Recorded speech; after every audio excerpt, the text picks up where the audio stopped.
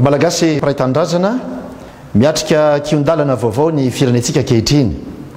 Araka ny valim-pifidianana farany navoaka ny fitsarana avo momba ny lalam-panorenana dia nahazo ny maro anisa ny kandida Andry Nirina Rajoelina ka voafidy ho filohan'ny repoblika vaovao.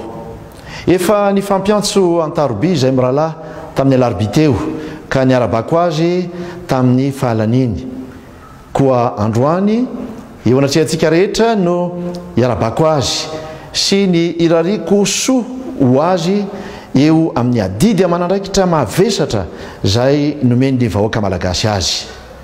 Miaraba ihany koa ireo mpifaninana rehetra ary makasitraka ny filora valomanana izay nanaja ny voaka-pifidianana ary nanaiky izany ampamendrehana noho ny tombotsoa ambonin'ny firenena.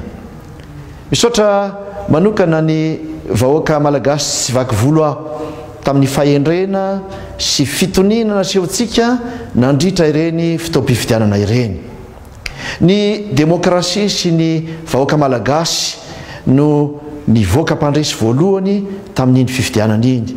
Nampiseho ary ampiseho hatrany amin'izao tontolo izao fa na misy aza ny fifaninanana, na misy aza ny tsy fitovikevitra, na misy aza izay mety ho tsy fahatomombanina samihafa dia ny fanajana ny sata sy ny rafitra amin'ny fe, ny fanajana ny lalàna sy ny fitoniany ny olom-pirenena ihany no asandratra ho tombotsoan'i Madagasikara. Mbola lavitra ny lalana alohan'ny atokavatsika amin'ny tena fandrosoana kanefa efa misy ireo fototra olovaina izay mbola afaka tsaraina sy ampiana. Koa dia mirary ny sosiny tsara ho antsika rehetra dia hitahany firenetsika mandrakariva nge Andriamanitra dia samy ho tain'Andriamanitra isika tompoko.